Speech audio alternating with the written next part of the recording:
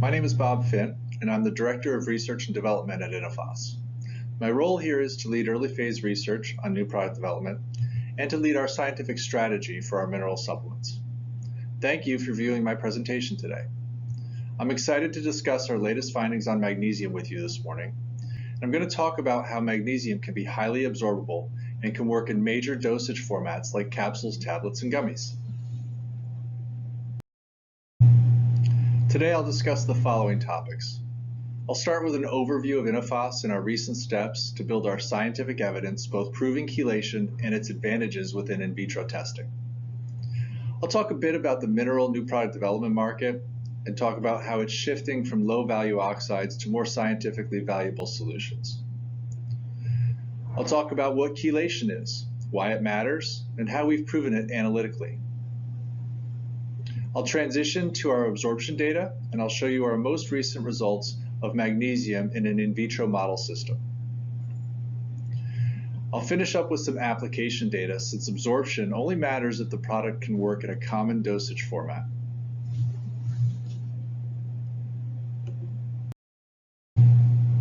Innophos is a global producer of specialty chemicals, both phosphate-based and minerals for nutrition. Phosphates are made for food and beverages, pharmaceuticals as binders, not active ingredients, as well as industrial applications. We acquired nutrition companies beginning in 2012 and built our chelated minerals portfolio from those acquisitions. We have about 1,500 employees operating at 14 different sites worldwide, and we're headquarters in Cranberry, New Jersey, which is where our laboratories are as well. It's about halfway between New York and Philadelphia. Our Chelamax journey began in 2019 when we started to take a deeper view into what chelation is and its value for nutritional supplements. We took a holistic approach to our chelated product line and began by optimizing reactions to ensure we had fully formed chelates. We added analytical techniques to prove that our compounds are in fact fully chelated, and some of that I will review with you today. We then began to build the science proving the value of chelation. We released white papers on bioaccessibility, and we showed how zinc bisglycinate is 10 times more absorbable than zinc oxide. Lately, we focused more on magnesium, with an application paper solving the issue of magnesium in a pectin-based gummy. Magnesium can interfere with the setting of pectin, so we were solving an industry need. Finally, in our most recent white paper, we tested for in vitro absorption, comparing many of our magnesium products to competitive materials. I'll touch on the data from many of these white papers today, but if you're interested in reading these, they're all still available on our website at innophos.com. The nutritional supplement market has continued to grow, showing a desire for more science-backed solutions. Minerals have become a bigger part of our daily supplement consumption. Biologically, minerals are critical to our well-being. They participate in hundreds of metabolic functions that keep us healthy every day. Magnesium provides benefits like sleep support, mood and stress management, along with many of the biological functions you see on the slide as well. Nutrition gaps can come from unbalanced diets, soil depletion has led to less nutrient-rich crops, and GLP-1 medications promote satiety, so less food is eaten. All of these play a role in our nutrition gaps, and many of us turn to nutritional supplements to help bridge those gaps. Magnesium has a recommended daily value of between 300 and 420 milligrams a day, and according to NHANES data, is underconsumed by about half the US population. On this slide, I'm showing new product launches in the US and Canada for magnesium in dietary supplements. What you can see here on the left side of the slide is product launches that contain magnesium bisglycinate or magnesium citrate have grown by about 18% over the last 5 years. Contrary, on the right side of the graph, the chart showing new product launches using magnesium oxide and magnesium sulfate have declined by 7% over the same time frame. Another key here is that glycinates and citrates generally have about 10 to 15% magnesium by weight. So by choosing to move to the lower magnesium level, formulators are sacrificing RDA percentage for more scientifically valuable products. These trends may indicate a more discerning consumer for the magnesium source, perhaps a growing understanding of more bioavailable sources, or just looking for something that sounds more natural. The growth is not just in product launches, but also in sales as well. What you can see on this slide is chelated magnesium retail sales growth since 2022, with a very healthy 52% annual growth rate. Now I want to talk a bit more about what chelation is and why it's important. In this section, I'll define chelation and discuss the advantages it brings for nutritional products. So what is a chelated mineral? Quite simply, a mineral becomes chelated when a ligand has bound to it in 2 or more positions. By bonding in 2 or more positions, a ring structure is formed, and that's really where the stability comes in on a chelated structure. If we look at the pictogram in the middle of the slide, I've represented magnesium oxide as just a blue dot. The glycine, the amino acid ligands, represented as the green semicircles. And then when those green semicircles bind to that blue dot, you get sort of this encapsulated or protective shell. And that's because the structure is so stable. You have 2 bonding positions, and the structure becomes much harder to break apart. If we look at glycine, there are actually 2 bonding positions. It's drawn in the center at the bottom. Both the hydroxy group and the amine group are available to bond to the magnesium. And so when both of those do, you get the structure you see in the lower right-hand side of the slide, which is magnesium bisglycinate. There's 1 glycine bound on the left side of the magnesium and 1 on the right side of the magnesium. 2 glycines, hence magnesium bisglycinate.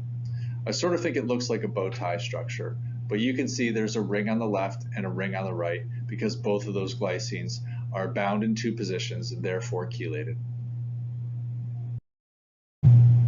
Mineral oxides provide a high concentration of that mineral, but ultimately that mineral is less soluble, less absorbable, less bioavailable than a chelated form of the compound.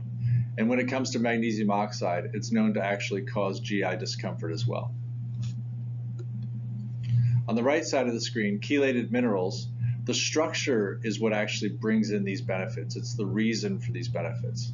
The stability of that chelation means that the structure stays intact in digestion, allows for greater solubility, and allows for greater absorption in the intestinal tract where it matters. Chelation is important in mineral supplements because simple oxides can react in the GI tract and become less soluble at the point of absorption. Chelation provides the protection from those side reactions, which improves the mineral absorption overall. Chelated minerals have steadily increased as the subject of interest in academic papers since about the 1990s. In the 3 examples I have displayed on the screen, chelated magnesium sources that were used actually outperformed the control for absorption in all 3 studies, and all 3 were done in human clinical studies. This is generally the finding when comparing chelated supplements versus simple oxides and simple salts. We understand that chelation is a benefit, and this is well documented in the literature. So now that we've discussed why chelation is important, I'd like to shift gears and talk about how we prove chelation. It might seem straightforward, but many chelated minerals are not actually included in monographs like the FCC or the USP.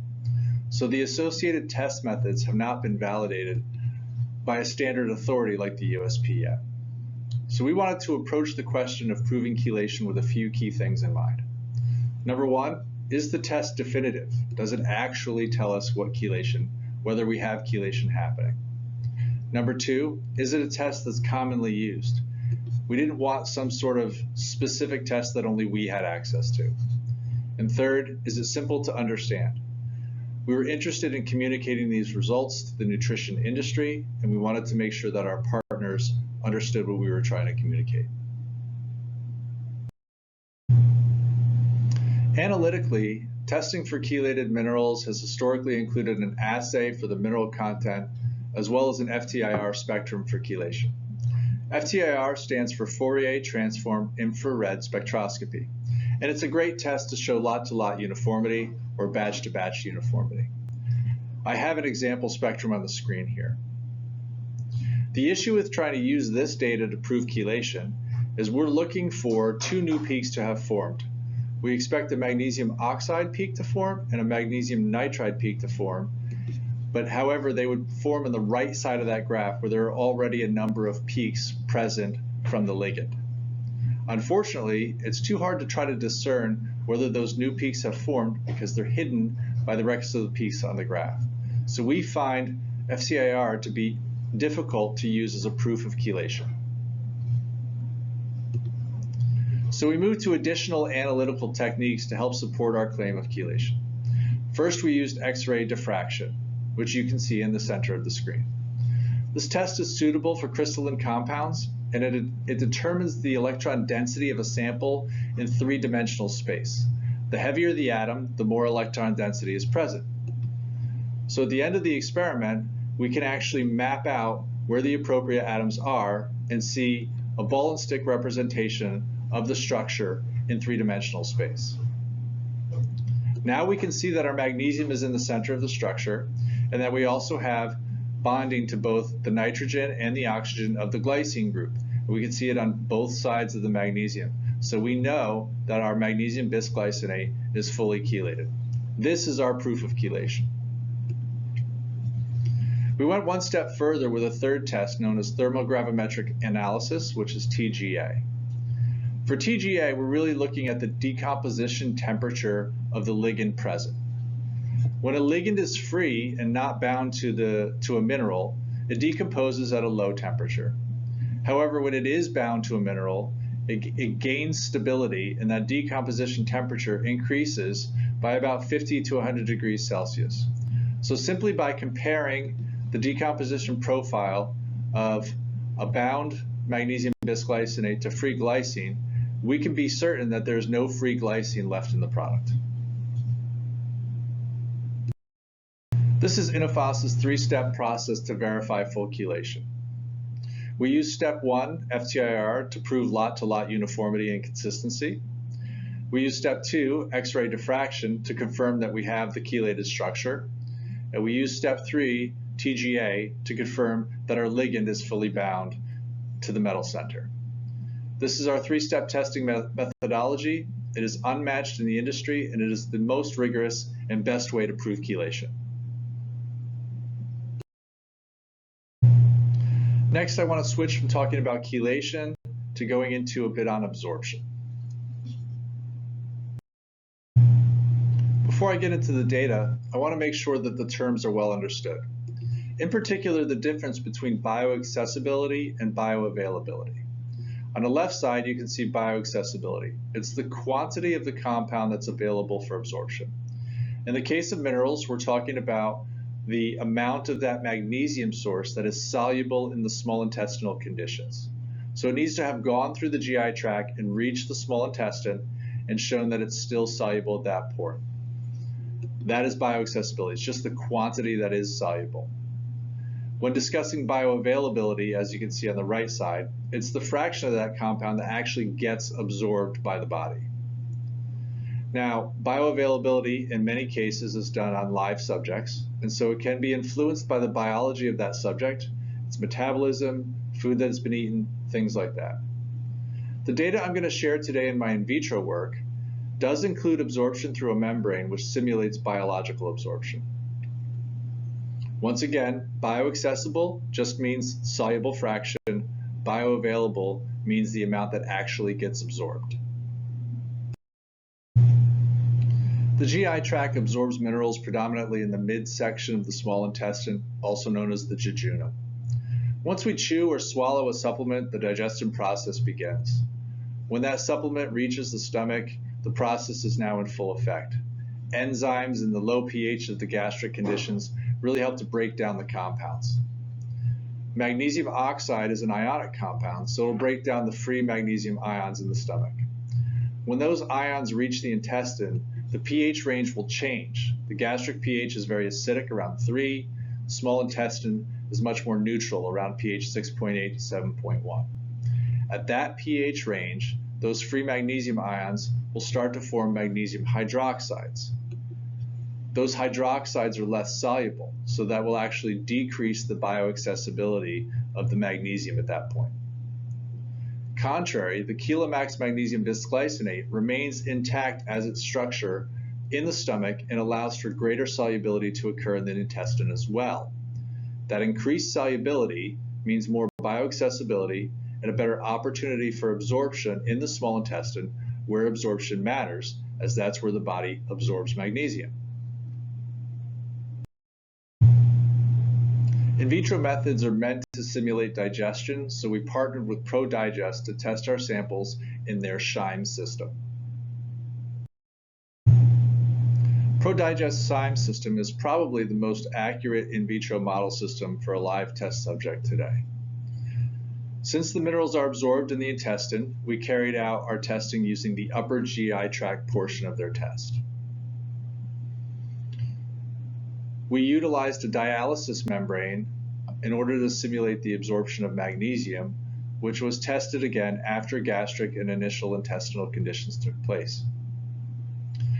The chyme system has the ability to fully model the GI tract as a dynamic simulation, meaning it can control for key concentrations and can adjust as if the experiment were happening in a live subject.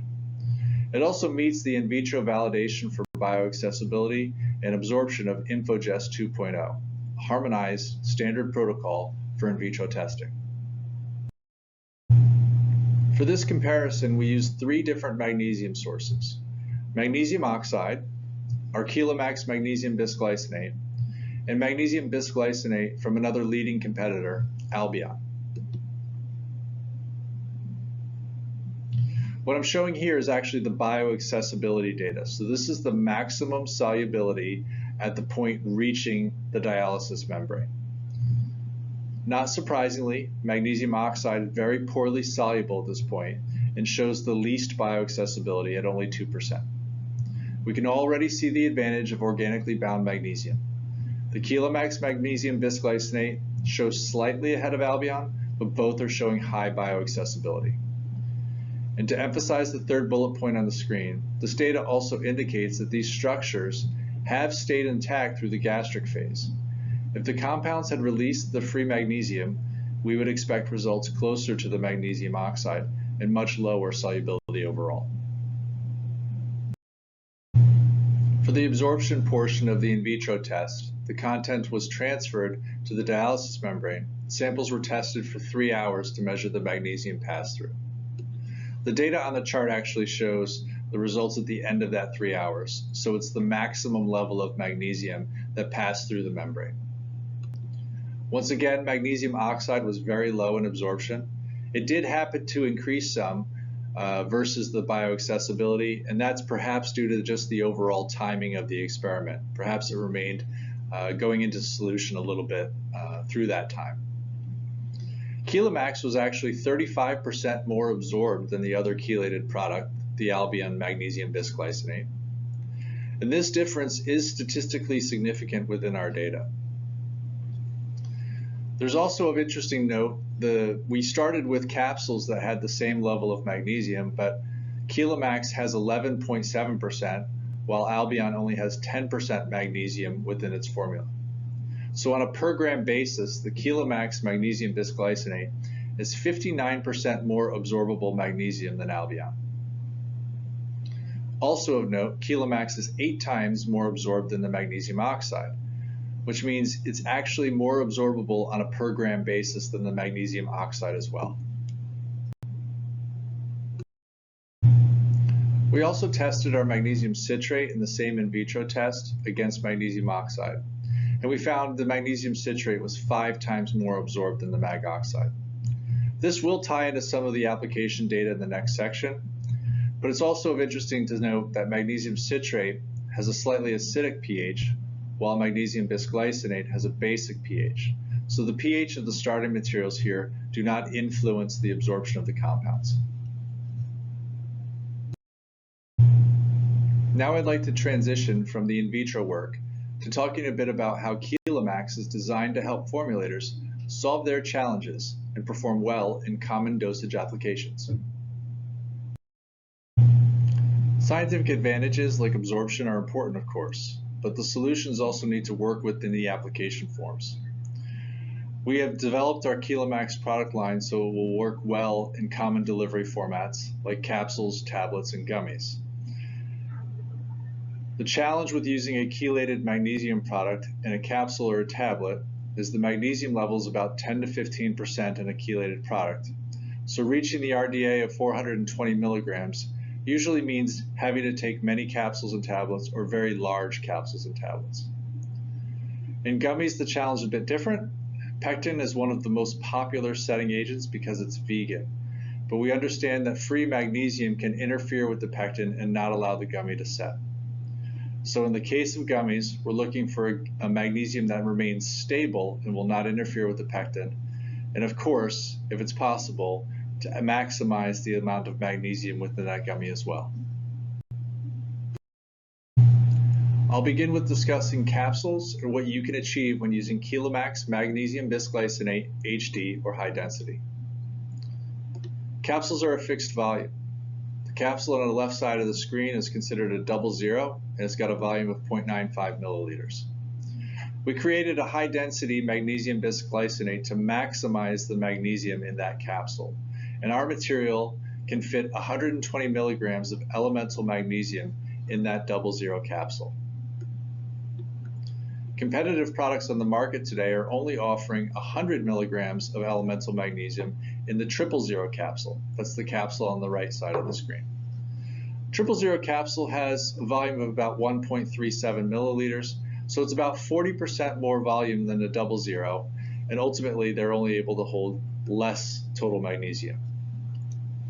However, the challenge is actually to the consumer to try to swallow a 000 capsule.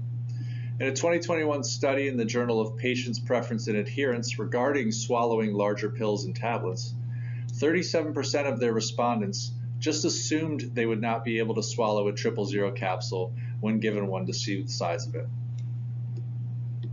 So by using a smaller capsule, more consumers can and will take the supplement, and in this case, will actually get more magnesium from the smaller capsule. Here I have some of our lab data comparing our magnesium, Chelamax Magnesium Bisglycinate, versus the Albion material in a capsule format. Our particle size and our density allows for tighter packing within the capsule, and since the capsule size is fixed, really improving the packing efficiency is the only option you have for getting more magnesium into that same capsule. Again, we compared ourselves against the competitive material, and because of our difference in magnesium percentage in our formulation, we were able to see a 20% advantage in terms of capsule magnesium per capsule. Switching gears here to talk about some tablet applications as well. We've developed our Chelamax Magnesium Bisglycinate DC, or directly compressible product, so that you can achieve more magnesium in the same size tablet. Since the magnesium source here is directly compressible, you don't require as much excipient or none at all, and that additional volume can actually be replaced with more magnesium. Here I'm comparing it to 3 off-the-shelf tablets which I was able to purchase locally. All of them have magnesium bisglycinate as the sole magnesium source.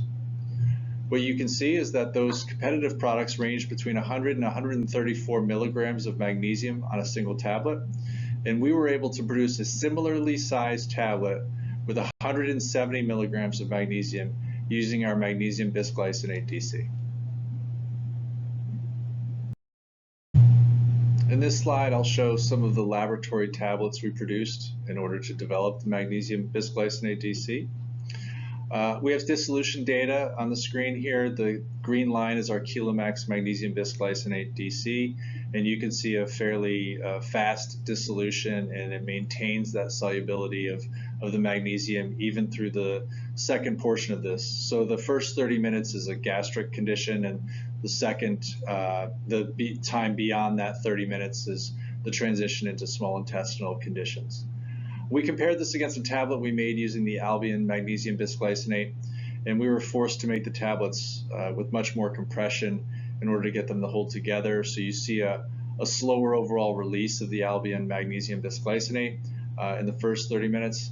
And then at the end, you see kind of that difference that we talked about in the Scheim in vitro work, whereas the Chelamax Magnesium Bisglycinate is just slightly ahead of the Albion in terms of overall soluble magnesium.